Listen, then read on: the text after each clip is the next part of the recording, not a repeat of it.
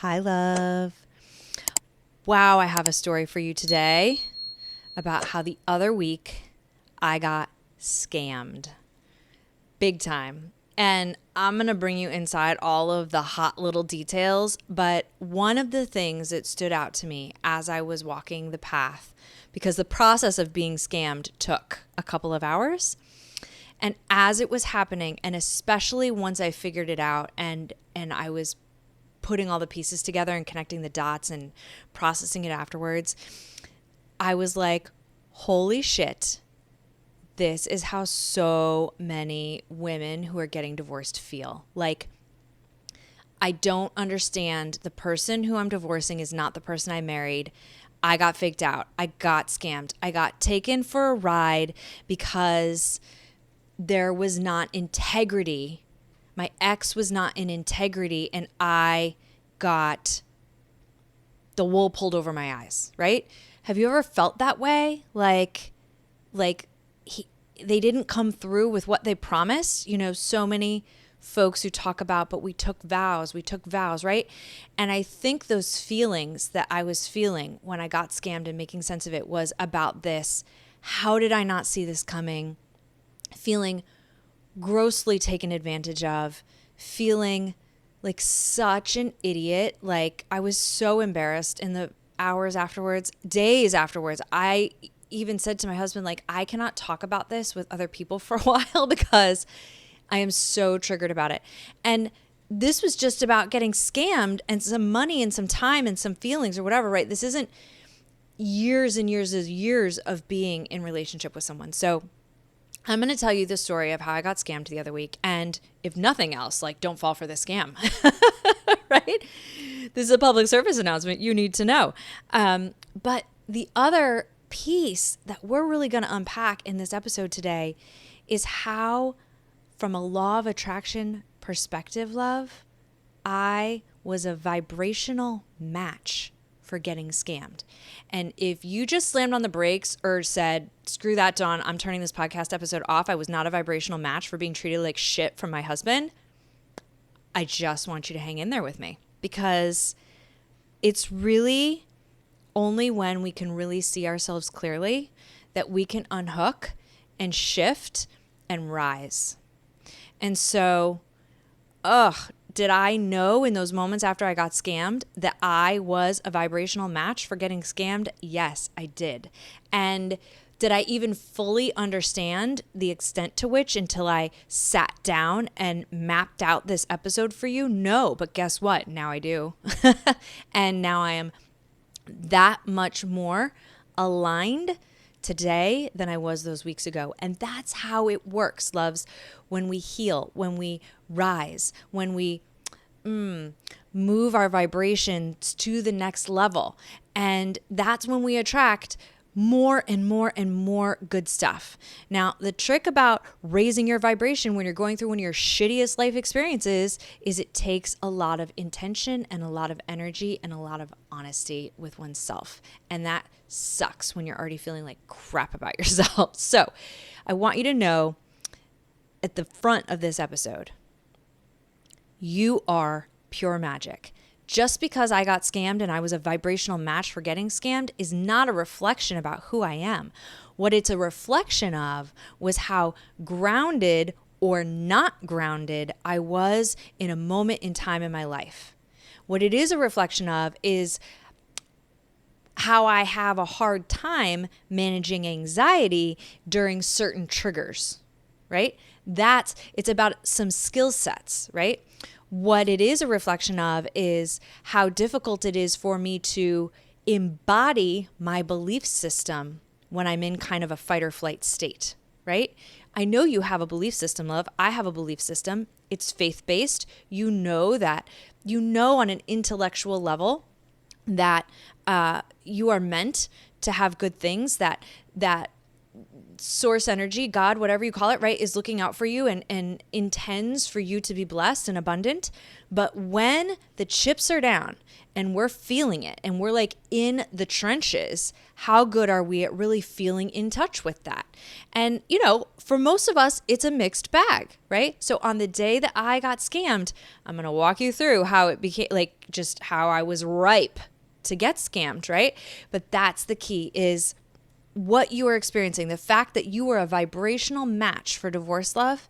It is not about how magical you are. It's not about what abundance is coming to you, or that you deserved to get divorced, or that you quote unquote had it coming. It's not about punishment. It's about becoming self-aware of where we're not doing a good job of feeling good. And when we're consistently not feeling good, we attract shit that doesn't feel good. And sometimes that can be hard to wrap our minds around. Like, you're telling me, Dawn, that all the bad things that happen in life are because I had it coming, or because I, drew it to me. Like, sometimes bad things just happen in life.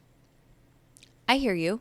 But it's like, when my daughter asks me to tune her ukulele, and she brings me her ukulele, and I go to my phone and I open the little website I use, right? And it asks to use my, it asks to use the microphone. I'm like staring right at, what's the word? It's this microphone. It asks to use the microphone on my phone, and it tells me where that note is vibrating, right? Is it flat? Is it sharp? Is it on key? Is it not, right? And it tells me if I need to go higher or lower or whatever, right? If we had a device like that, this would be badass. Can somebody invent this, please? It's coming. I guarantee you it's coming.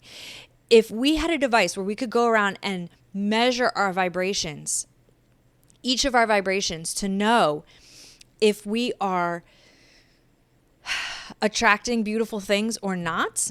For most of us, it would be a mixed bag depending on the subject that we were measuring, right? And so there are many things in life, love, where your heart is open and you are, joyous and happy, joyous and free, and you are locked and loaded vibrationally, and for many of us, that's the case. And then there are these handful of subjects where if you put your attention on them, your vibration drops to shit.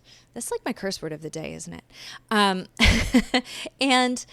the thing is that when we don't get intentional about managing our vibration in those moments, then we keep drawing the negative things. That's all I'm saying, right? So it's about improving our skill set on raising our vibration so that we can keep welcoming abundant things into our lives. Now, let's go back to, let's get to the juicy stuff, the story, right? There was my little sermon before the story. So what happened? All right, we got to rewind back like 6 weeks, okay? I get a jury summons in the mail, all right? First things first, the idea of jury duty actually really excites me. I think it would be so cool to sit on a jury.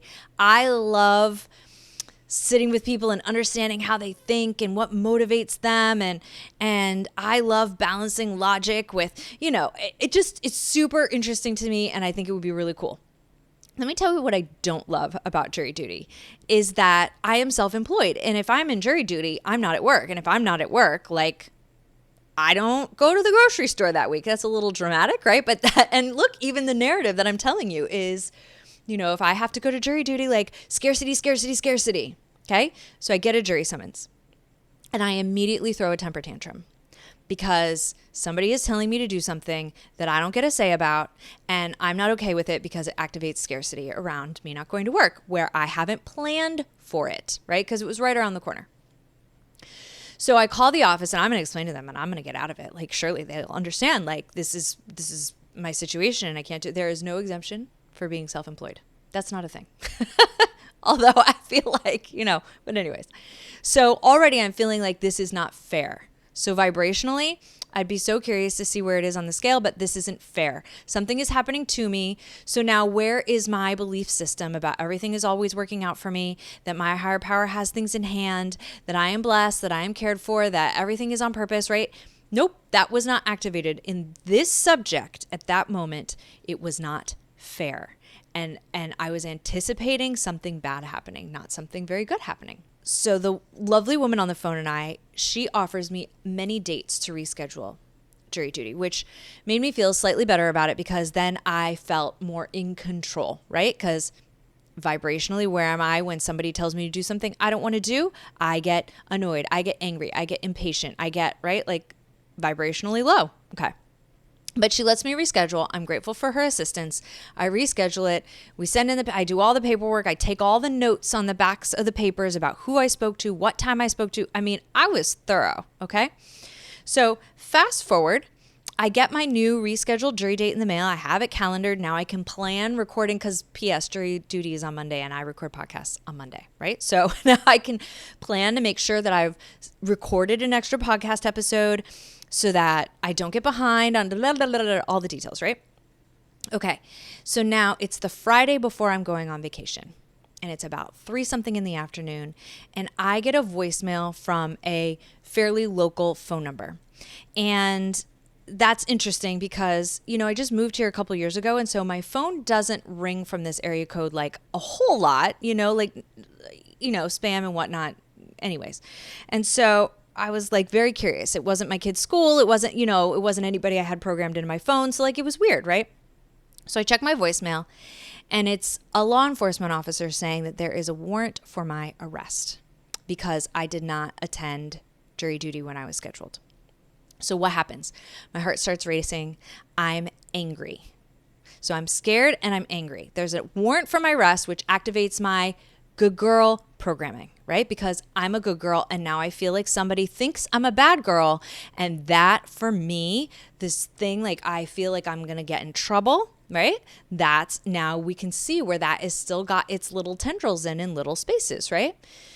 But also I'm pissed because I know I handled this. And so why don't you know I'm a good girl? Why don't you know I'm a good girl? And now I got to jump through hoops to get it undone, right? So I call my husband and I'm like, okay, law enforcement called, blah, blah, blah. I'm nervous, all the things. He's like, no big deal, just handle it. Okay. Now, somewhere in there, I had a fleeting thought. I should verify that this phone number is a law enforcement phone number. But I didn't because I was already triggered and I started going too fast. Now, there are other stories I've told you of being triggered and where I've gone too fast. Remember, I told you a story like a month or two ago about getting into a fight with my ride or die because I got triggered and I practiced. I even gave myself permission to go a little fast there because I was going to say all the hard things that normally I might swallow or bypass, right? So, but I'm getting a message from the universe that I need to slow down when I get triggered, right? I need to get even more intentional about taking good care of myself. So I didn't Google the number to make sure that it was actually law enforcement. When I called back and I got in touch and they said that there was an active warrant for my arrest and it was because I didn't do something correct, I actually got a tone. You know the tone? And I was like, let me pause you right there, sir. That tone. And he didn't like that. Now, this is a scammer, right? He was really good, but he said, excuse me, ma'am, I'm an officer of the court and you do not get to pause me. And I started explaining the story and he's like, ma'am, I am simply trying to help you. Aha. Now, we could take a whole side rail here, which was happening for me as it was happening, about how this whole experience I had with law enforcement says a lot about how much we trust or don't trust law enforcement or trust or don't trust government or how safe we feel or how protected we feel about the quote unquote system and whether or not it's working for or against us. But if that's going to activate a bunch of negativity, let's not do that. But a lot of what he said just tapped right into that good girl programming stuff, right? And he basically, at every turn, anything I had to say, he had the perfect response for why I couldn't hang up the phone, why I couldn't put him on mute, why I had to handle this right then and there, and ultimately why I had to go buy a bunch of gift cards for the total of $1,500 to get my bond, whatever happens, right? And then go before the judge and blah, blah, blah. And that if I didn't, I was going to end up arrested and in jail for potentially up to 72 hours. Now, the timing of this was uncanny because I happened to be leaving for vacation that weekend. And if I was arrested, like I was going to miss my boat. That was going to be very bad. So at some point on the phone with him, I just burst into tears and I started talking about how I felt like I was on the verge of a panic attack. And so nowhere in there did I slow down enough to Google whether or not this was a scam, to figure out whether or not. Now, funny story is that when My husband and I have both actually been arrested before. That's fun. Keep coming back. And my husband got arrested for completely, again, very similar to what this would have been, right? For a false, like a paperwork error. And so for him, it just like dovetailed right into his narrative about, oh yes, paperwork errors happen sometimes, and sometimes that leads to a warrant. And so this wasn't very alarming for him either. Now, at the very end of the story, meaning it didn't alert him that this was a scam at first. Now, at the very end of the story, my husband and I, right before we're going to virtually turn over these gift card balances. Now you're listening to this story and you're like, Dawn, you are an idiot. Like, this just sounds like a scam, right? But my heart was racing, loves. And I just wasn't thinking clearly. And by the end of the story, as we're getting ready to virtually turn over these gift cards to this guy, and I didn't even have a badge number, right? My husband and I look at each other and we both it clicked for us both at the same time. And so I never actually lost any money, friends. So thank God for that, right? But let's look back at when I first got the jury summons. I felt angry and entitled and in scarcity. And then when I got the phone call, I was already primed for that. Primed for scarcity and anger. And then rather than pausing to get grounded, rather than pausing to pray, to breathe, to trust that everything is going to work out the way it's meant to, I blundered ahead from a triggered state. Now, none of us is perfect. The goal is not to never get triggered. I didn't do anything wrong. But it's so valuable to be able to see how I was a vibrational match for a scammer. Because what's a scammer looking for? A scammer is looking for someone who they can manipulate and they can take advantage of so that they can get the outcome that they want. Now, I'm not calling your ex a scammer. There are a handful of you who have exes who are absolutely scammers, right? Intentionally taking advantage of you or hurting you for their own personal power. There are many of us, though, who have experienced, not to this extreme that I'm describing, somebody who's really intentionally moving outside of the law and their goal is to hurt and to harm for their own well-being, right? But there are many of us who were married and are now divorced, and we were vibrational matches for not sustainable relationships. When I was married, I was not skilled at relationships. I was not skilled at conflict resolution. I was not skilled at asking for help from professionals. I was not skilled at admitting when I was wrong. I was not skilled at being soft. Now, those were my major issues, right? I had a lot of unprocessed trauma, and that's just me checking my own inventory. But if you took the little scanner doodad that works like the tuner, right? The ukulele tuner, and you scanned my vibration on relationships, relationship skills, conflict resolution, self-esteem, right? Those vibrationally, I was going to be far lower in those spaces when I was dating, when I was marrying, and when I was struggling in the marriage, right? And so vibrationally, I became a match for a relationship breakdown. Now, are there things I can point to that my ex did that contributed to that relationship breakdown? Absolutely. But it doesn't serve me at all to focus on taking their inventory for my outcome. Because what's most important next is to know, what do you want in your future? You may not want to get remarried again. You may not even have a future relationship on your plate, but I think most people at some point would prefer to be in a loving, committed relationship. And if at some point in your life, love, you want to be in a loving, committed relationship, then you've got to figure out how to become a vibrational match for loving, committed relationships. And that's going to mean a lot of different things that are going to happen slowly over time, right? Where we live life, we have experiences like getting scammed and connecting the dots and saying, oh, next time I really need to practice this skill before I move forward because now I'm that much more self-aware, right?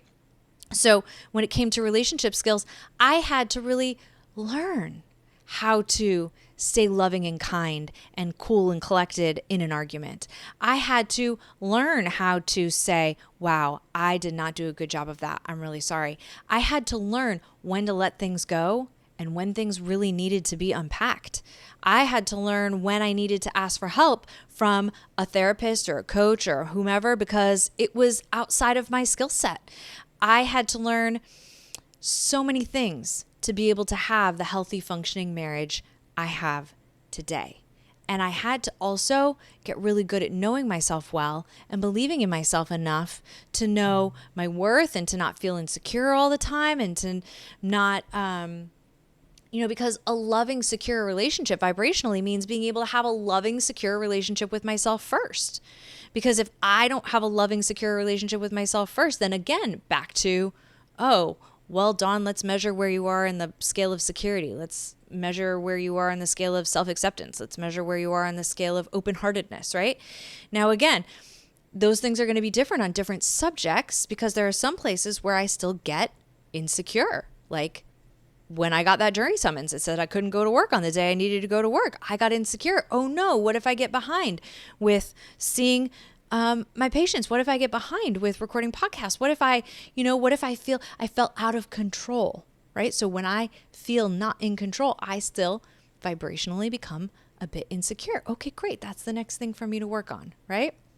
So what I want you to hear from today is these things happen to all of us. And they happen to all of us because life is a series of learnings.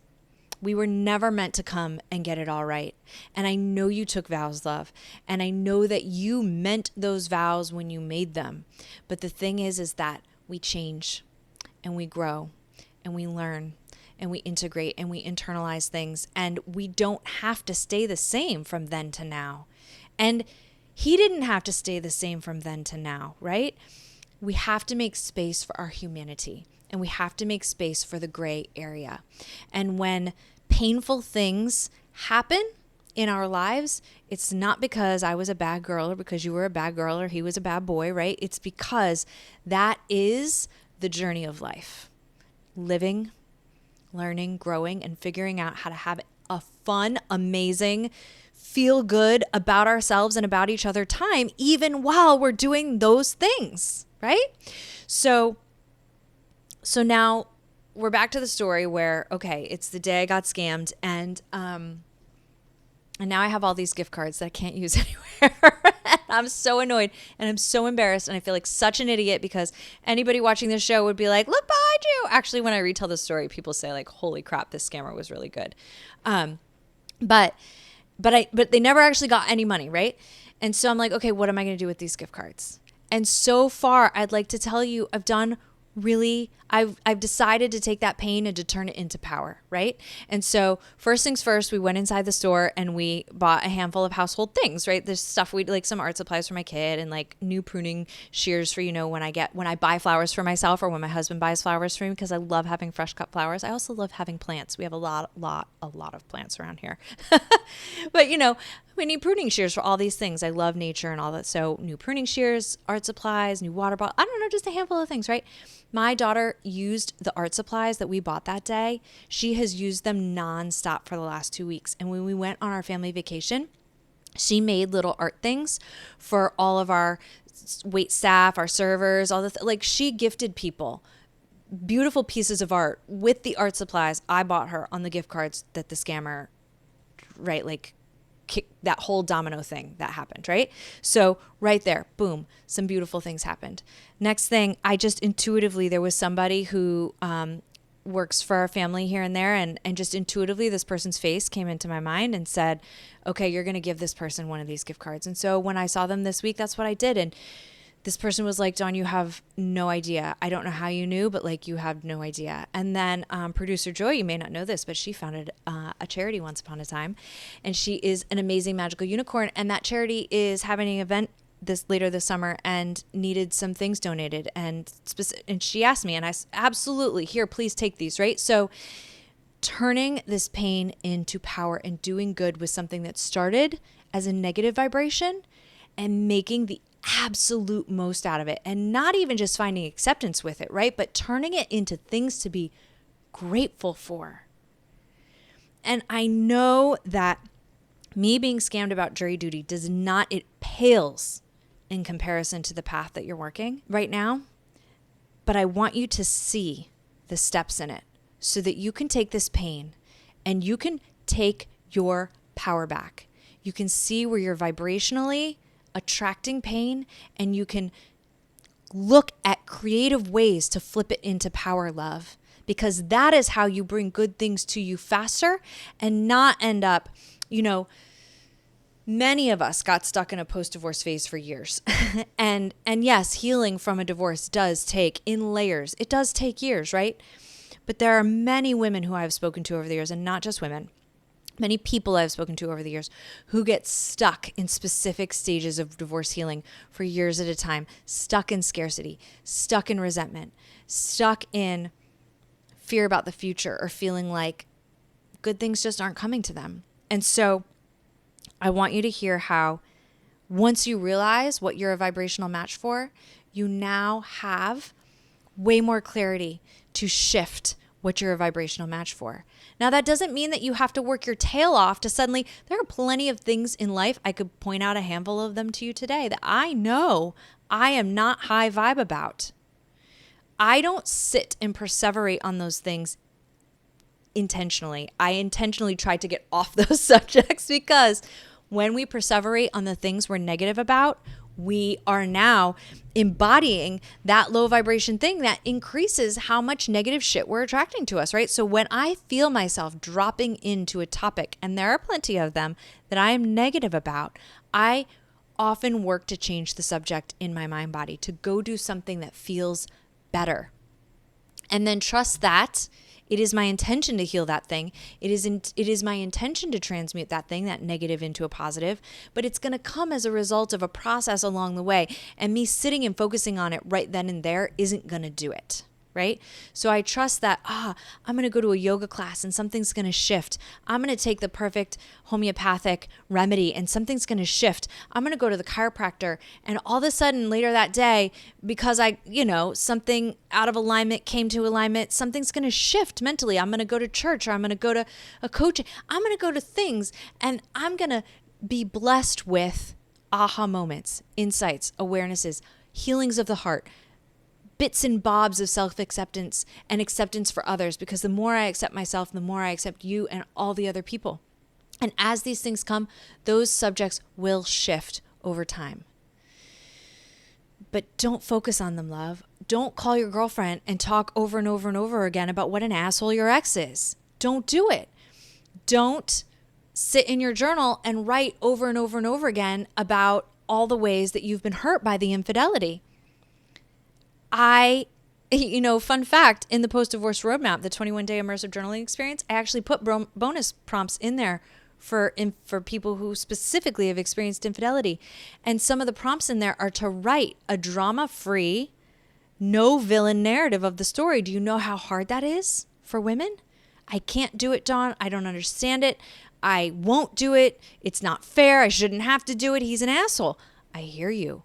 But that whole thing, that whole victim mindset that we get stuck in, it keeps you stuck.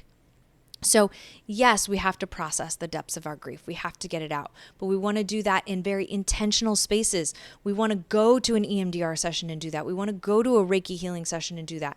We want to go to a grief group and get it out. But then in the day-to-day moments, we want to focus on the good stuff. We want to turn that pain into power. We want to make gratitude list after gratitude list after gratitude list until it becomes second nature. We want to focus on being grounded. We want to focus on having the right mirror messages, so that when you have those messages on your mirror and then you get triggered, those things come, the skills come second nature, right? And you better be darn sure the next time I get a phone call from law enforcement, I'm going to verify, or the next time, right? I'm going to verify. And And then we want to be really careful that we don't let these experiences of getting scammed or hoodwinked or taken advantage of or somebody hurting us poison us. A few days later while I was on vacation, we were in the Bahamas, and I ended up on a beach that was not owned by the resort or the cruise line or whatever. And those are my favorite beaches, by the way, are the ones that are just raw, right, of that natural space, and they're not super manicured and super all the things. Anyways, so I'm on the beach, and this Bahamian individual says, hey, and it's after we had done the thing, we rented the wave runners, we had this amazing experience, right? And this Bahamian gentleman said, hey, I got this casino chip as a tip the other day, and it was $100 chip. And he said, and I, by law, I'm not allowed to go turn this in. Would you do it for me? And I immediately felt my hackles go up. Is this man scamming me? And his supervisor came over, and I was like, you don't want me to, like, what? I just got scammed this week, and I don't. And his supervisor said, you're not asking her for anything, right? And he was like, no. I just, and they explained it. And he said, I'm just asking you to do me this favor. And I was like, I would love to do you this favor, right? But I could feel how, because I had been taken advantage of, my guard was up a little bit, right? And that's the thing is, I didn't want to keep that going, and I could feel it when it happened, and I knew to catch it. And my husband was like a little annoyed with me for having said yes, because it meant we took about an hour out of our brief vacation time that day to go do this thing for this gentleman. But I knew that in me doing it, it was part of me healing that thing that had felt taken advantage of to do this good deed for this man. It made me feel good about this thing that I had experienced. And so when I explained that to my husband, he was like, I got it. Let's go do the thing. So, that was one of the ways I made sure that my heart didn't get hard around getting scammed. Also, the fact that I said to my husband, I don't want to talk about this for a few days, probably served me too, because I didn't go tell all my friends. I didn't talk about it until we got back from vacation with anyone other than my husband. And so because I didn't rehearse the story with people, can you believe what happened to me? Because when we rehearse the negative story in that way, it keeps that vibration, that low vibration going, which is the same vibration, if you notice, I felt when I got the jury summons. Can you believe what is happening? They're asking me to do this thing. Can you believe it? It's not fair, right? So I know it doesn't feel fair, love, what you're going through. It doesn't feel fair. But everything we experience in life, good, bad, and indifferent, is because we are a vibrational match for it. And I don't know about you, but it feels way more powerful for me to take these experiences and turn them into personal power and acts of love towards myself and towards others. I love you so much.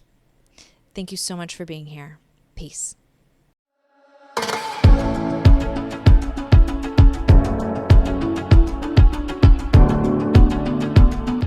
Dear Divorce Diary is a podcast by My Coach Dawn. You can find more at mycoachdawn.com.